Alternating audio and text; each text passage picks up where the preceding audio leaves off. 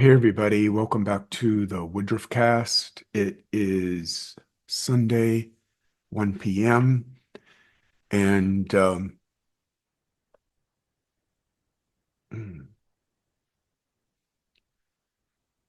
so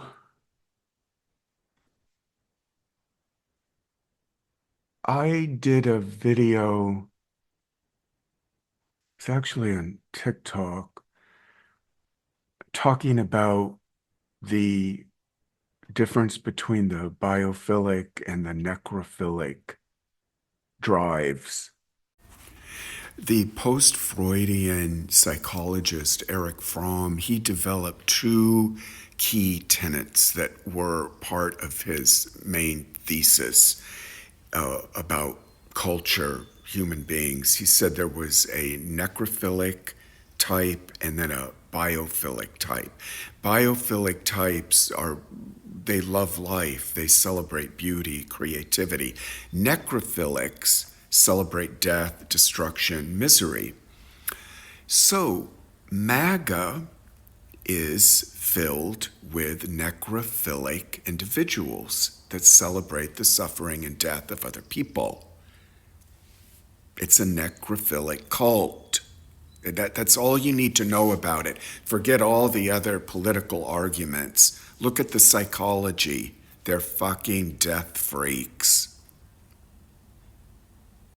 These terms, biophilic, necrophilic, come from the post-Freudian um, psychologist Eric Fromm.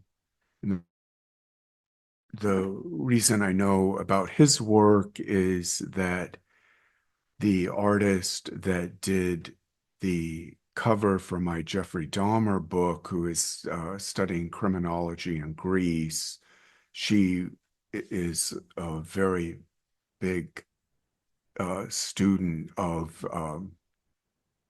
Eric Fromm's work. MAGA is definitely a necrophilic cult, and we are seeing the conflation of the necrophilic aspects of MAGA being embraced by the Christian nationalism movement. And I'm bringing all of this up because um, the uh, I gotta gotta come clean. Trying to do this video today was like pulling a watermelon out of my ass. The news from the other day with the uh, bomb dropped on Iran just hit the tipping point for me as far as my occupation in crazy town, which I think many of us can also relate to. So anyway, if this seems kind of fragmented and all over the place, you just got to bear with me. And as the saying goes, roll with it. So my point about Christian nationalism and then how that is part and parcel of the whole evangelical movement that has aligned with Trump and sees Trump as a God-appointed avatar, which all of this was amplified after the assassination attempt in Butler. And they see that they support and are impressing on Trump, urging him to support Israel in its war with Iran in anticipation that it will bring about the end times and the return of Jesus Christ. Now, people like Mike Johnson, these are prepper people that are in politics. So everything that they are involved with now is infused with this religious drive that, of course, they would never call it necrophilic as a death loving impulse. Nevertheless, the policies that they support and the geopolitical movements that they support all harken back to this crazy notion of a related to the reading of the book of Revelation, which, of course, if you're a biblical scholar, you know it has nothing to do with anything involving modern times. It was all kind of crazy, hallucinogenic, prophetic ramblings related to things that were going on back in history. I don't even know myself how to define it related to the tribes and all of that. Always it's tribes. We haven't escaped that at all as human beings. So, all of this is kind of a lead in to talking about, which I'm sure you are aware of if you follow astrology in any in-depth sort of way, as far as transits are concerned. And I believe when Nick Dagan Best was on with me in a recent cast that we did, I think this came up as well. And that is the synchronic happening within the US when it experiences its Uranus return. Uranus is in Gemini, I think about the middle of the sign in the US Sibley chart. And every time Uranus returns, gets near to the return in Gemini, the US is embroiled in a massive war. The first one was the Revolutionary War, then 84 years later, Civil War, 84 years later, which is the Uranus transit around the sun, 84 years. Third time was World War II. Um,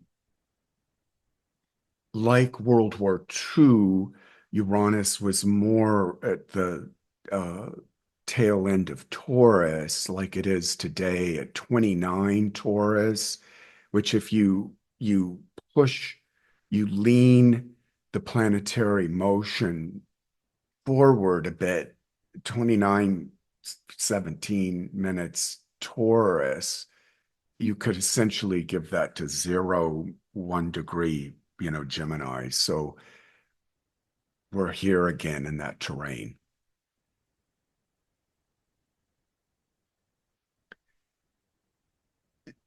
The thing that's for this Uranus return, which will be perfect on July, late July of 2027.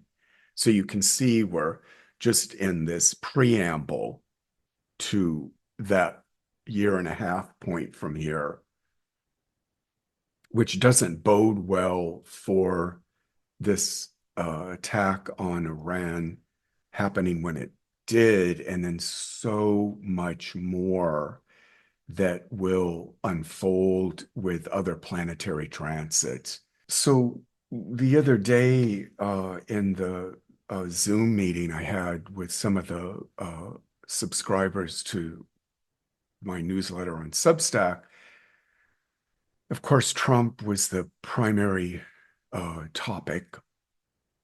And I was wanting everybody to look at the ongoing, though it is started to separate, but still cogent as far as the intensity of these two planets go, the Jupiter square to Saturn that is in effect right now. Jupiter, Saturn, first of all, I've got to say, it's really important to acknowledge that these planets in our solar system, they are essentially amoral. There are not any forces, drives, spiritual energies, karmatic impulses, whatever you want to call it. They are organs, you could say, within the cosmic body of nature that we are all in. And as they move about, as Gurdjieff used to say, when he was asked about the propensity for continual war on the planet, he said, well, some planets get too close to another planet, and then people on Earth go crazy. And that was his kind of shorthand way of acknowledging what happens when human beings attempt to translate larger cosmic forces, functions, whatever you want to call it, through their pipsqueak brains, can't handle it, can't can't metabolize it, can't integrate it, and so it gets turned out onto the other tribe. Anyway, my point in bringing up the Jupiter-Saturn was that I was trying to remind people to strip off the personal projections onto the planets and see them as their function, as we've been able to define it over eons of observation within the astrological world. These two primary forces, like the Hindus call them kind of like gunas, these forces that are constantly like moving, grinding up against each other, separating, coming back together, keep it just keeps everything in life in churn. How you define that is up to you. Electricity is neutral, no morals to it. It can power your toaster, or it can be part and parcel of a, suicide vest that some religious fanatic is wearing. So when Jupiter and Saturn are in this particular dynamic with each other, which we call a square, there is, because of the nature of the square, which is bringing these uh, oppositional kind of elements together, in this case, water with Jupiter, fire with Saturn and Aries, the need for the alchemy to occur there is the puzzle that everyone has to solve. So, what I was trying to remind people in the meeting the other day was that when Jupiter is, let's just say, impacted by Saturn, the message there, if we could call it that, is a Saturnine one, which is this this is the now. This is reality. This is baseline. Saturn really doesn't extrapolate out beyond just what's happening. Like it's 1:09 p.m. Me seeing that time, acknowledging it. This is what's happening. I'm talking to you. This is a Saturnine moment. So the Jupiter function, which is very much aligned with the biophilic, to go back to Eric Fromm, that imbues life and goads life, causes progression in evolutionary cycles, be it, putting a piece of salt in water and then how it begins to crystallize, or a sperm hits an egg, starts to metamorphize. That function being brought into the now of the Saturnine part of the equation, there's no the hopefulness, we'll call it, that most astrologers associate with Jupiter is sort of reined in, and its exuberance has to flow into what is essentially the heart of the Tao, which is, this is what's going on, and that's it.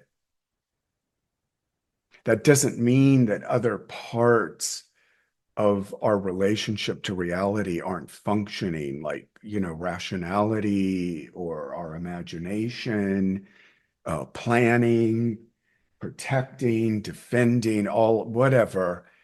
Take all of that out and then just see exactly like what is in front of you now, as to how you respond, how you meet the moment. Something you know, I've been in a quandary lately with how to move in within my own growth, you know, process. God, what horrible terms. But I'm more and more trying to see how to make astrology something that is viable and relatable in a in the bones kind of way for people, because as I'm sure many of you have noticed on the internet, it is just like this cacophony of rage bait or doom blooming, or fortune telling, like uh coaching, all of these things that really are light years away from, to me, what astrology has to offer a sincere uh, uh, individual that wants to engage with inquiry in their life without any preconceptions, to just kind of get, into their flesh, into their body. Sounds like, well, that's not that big of a deal, but it actually is. And especially over the last 25 years, with, I think I read the other day, like people are spending 4 to 6 hours a day in a static position staring at a fucking screen in their recliners. And the question that I always have with that tableau is, what the fuck is like streaming, coming as an influx, being imbued by the content coming out of the screen. And then, you know, that gets into the synapses, and there seems to be a kind of passivity that takes root, that to me explains so much about what is happening in the world today. I grew up, here's the grandpa talk. I grew up like with activism in my family, especially the maternal side of my family. I mean, my grandmother, and this is like, 1966, 67, she's dating black guys. Um, she's dating artists. She's working for a union. My mom is out like campaigning, for Democratic candidates.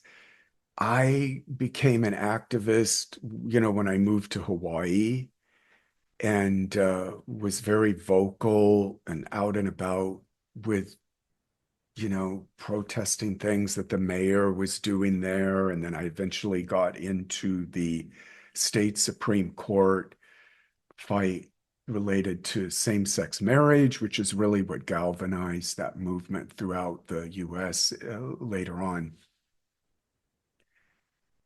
I'm just babbling about all of that because I this passivity is so alarming, and I just don't know. It just doesn't bode well. So there's all of that. And I don't, of course, I don't think I'm delivering any kind of news to you. You're intelligent people. You're observing what is going on. Um, so anyway, that's my update for Sunday at 1:17 p.m. Pacific time within the Saturn realm that is wrangling with Jupiter and trying to find a way to bring the jovial biophilic drive into understanding what your personal mission is at this time. And you know what? It might be tending your garden or helping a friend, a neighbor that's ill and doing something for them. Tell me what's going on for each of you related to that Jupiter-Saturn square and this focus on being only where you are as a primary way to locate yourself. All the other stuff can be happening, the rage, disbelief, horror, loving your cat, making chili, trying to be rational and an irrational, all that can be there. That main impulse to be where you are, and that's it, is the biggie. Talk to you all later.